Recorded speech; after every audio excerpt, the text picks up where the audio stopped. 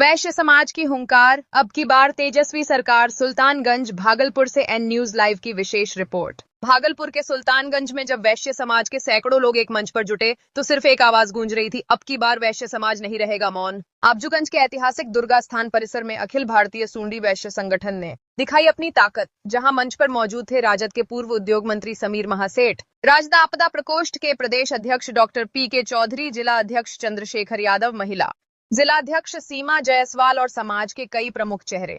मुख्य अतिथि को फूल माला पहनाकर किया गया सम्मानित। मंच से गूंजा संकल्प, तेजस्वी यादव को बनाना है बिहार का मुख्यमंत्री। ये कोई साधारण बैठक नहीं थी, ये एक संकेत था, एक संदेश था कि अब वैश्य समाज सिर्फ समर्थन नहीं, नेतृत्व चाहता है। जहां राजनीति में अक्सर समाज को उपेक्षित रखा गया, अब वही समाज संगठित होकर 2025 विधानसभा चुनाव में भूमिका तय करने चला है। डॉक्टर प्रणव कुमार झा, शंभू शाह, मनीष कुमार जैसे नेताओं की उपस्थिति ने कार्यक्रम को और मजबूती दी। ये सिर्फ सभा नहीं थी, ये सत्ता के गलियारों तक गूंजता संदेश था। वैश्य समाज जागा है, अब बिहार बदलेगा।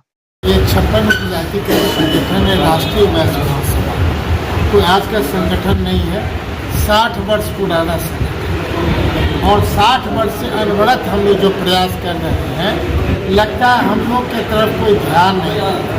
कोई वैश्य का कोई दिक्कत होती है, कोई देखने वाला नहीं। हम लोग अपने आप को ठगा हुआ महसूस कर रहे हैं। और जब 10% आबादी है, 10% आबादी के लिए सरकार इतना सोच लेती है कि सवर्ण आयोग बना देती है, तो इतना बड़ा आबादी जो 22% है उसके लिए एक है, वैश्य आयोग बनाने में क्या दिक्कत हो रहा है, ये मेरे समझ में नहीं आ रहा है। ये प्रश्न इसलिए है ज्वलंत कि इसका मतलब है कि 22% का आपका वोट नहीं चाहिए। हम डायरेक्ट नहीं कहना चाहते हैं। अभी आदरणीय पी.के. चौधरी जी ने स्पष्ट कहा है कि लोग परिवर्तन करने का सोच रहे हैं। हमको तुम नहीं देखोगे, हम तुमको नहीं देखेंगे। सर, बीजेपी जिस तरह से बोल रहे हैं कि वैश्य समाज मेरा वोट बैंक है, उस पर आप कितना शेरमारी कर सकते हैं इस विधानसभा चुनाव के दौरान? देखा जाए, इसका प्रत्यक्ष प्रमाण है कि हम लोग झारखंड में भी गए थे, यही भारतीय जनता पार्टी के लोग 14% वहाँ आरक्षण कम कर दिए थे झारखंड में। तो वैश्य का प्रतिनिधित्व कम हो गया। नौकरी में जो युवा शक्ति है, नौकरी नहीं मिल रही थी।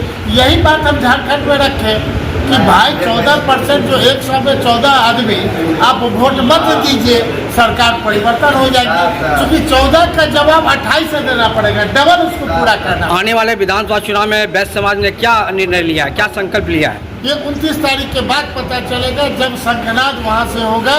पूरे बिहार के लोग आएंगे और सूरी समाज के लोग अभी पहुँचे थे, सौनिक समाज के लोग पहुँचे थे। अब बैनर लगा ही हुआ है और वहाँ माननीय मुख्यमंत्री जी को भी बुलाया गया था कि आइए हमको आरक्षण दीजिए। मुख्यमंत्री जी नहीं आए। अधिकार नहीं मिलेगा तो क्या करेंगे आप? नहीं, जब बोल रहे हैं तो बात बता ही रहे हैं, जान लीजिए।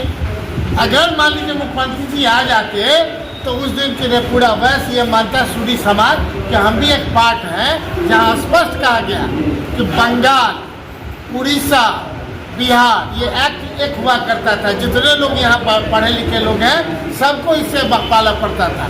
लेकिन बंगाल में सूरी समाज दलित में है, बंगाल से उड़ीसा अलग हुआ तो वहाँ एनेक्शन 1 है, और वही बिहार जब अलग हुआ तो यहाँ ओबीसी के लिस्ट में है। अब बाद में जब बिहार से झारखंड अलग हुआ तो वहाँ भी लोग अधिकार के रूप में एनेक्शन 1 में चले गए। इसलिए उस लड़ाई में भी सरकार फेलियर हुई, सरकार के कोई प्रतिनिधि नहीं आए उस स्टेज को सुशोभित करने के लिए। निश्चित तौर पर झारखंड से आदरणीय सूरज मंडल जी आए थे, एक राज्यसभा सदस्य राजनीति प्रसाद जी आए थे। लेकिन मेरा मानना है कि ये इंडिविजुअल चीज़ है, लोग अपना मूल्यांकन करें। अगर समीर महासेठ एक बार विधानसभा में उठ करके और डॉक्टर को का मेडिकल का जब इंटरव्यू हो रहा है, हमने रोक दिया, उस इंटरव्यू के बाद, रोकने के बाद सही आरक्षण दिया गया तो 33 डॉक्टर नया पैदा हो गया वैश्य समाज का।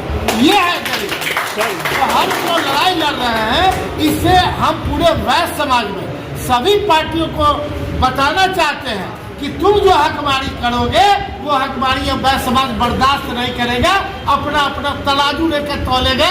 तुम मेरे लिए क्या सोच रहे हो, हम तुम्हारे लिए क्या सोचेंगे, ये इलेक्शन में देखा। सर, जिस तरह से बिहार में अपराधियों के निशाने पे वैश्य समाज के लोग हैं, लगातार हत्या हो रही है, दुर्घटना घटना जो भी हो रही है, तो वो किस किस नज़रिए सरकार फेलियर है या क्या उसको कहना है? सरकार को चूंकि उनका मानना है कि हमारा बिना मांगे वोट मिल ही रहा है, वो नहीं जान रहे हैं ये 22% आबादी जिधर चला जाएगा सरकार उधर ही बनने वाली है।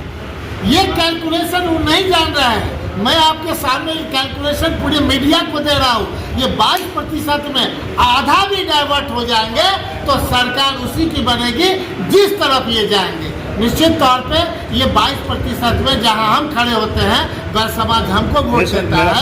मेरा सवाल ये है सर कि जिस तरह से अपराधियों के निशाने वैश्य समाज के लोग हैं, हाँ। लगातार उनकी हत्या हो रही है, इसके लिए आप लोग क्या कर रहे हैं? वही तो वैश्य आयोग की बात कर रहे हैं ना कि सवर्ण आयोग बन सकता है कि पूरे 10% के लिए सवर्ण आयोग बन सकता है।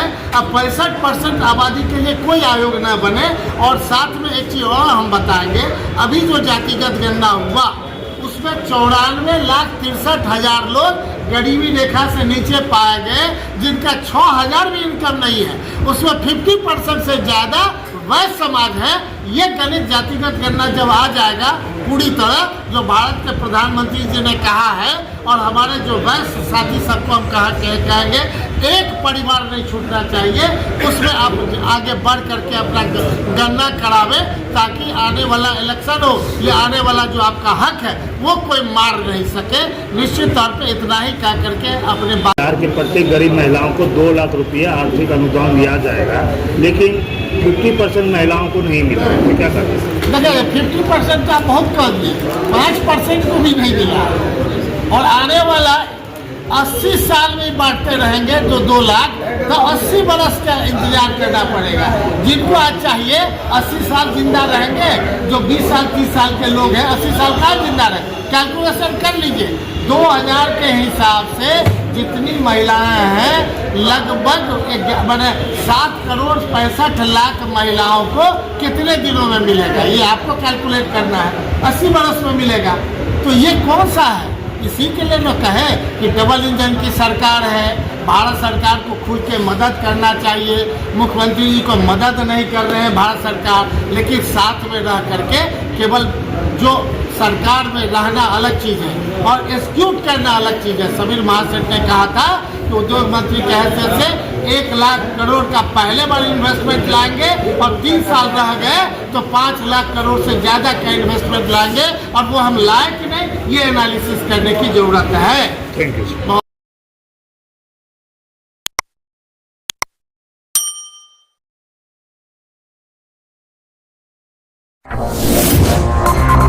M News Live.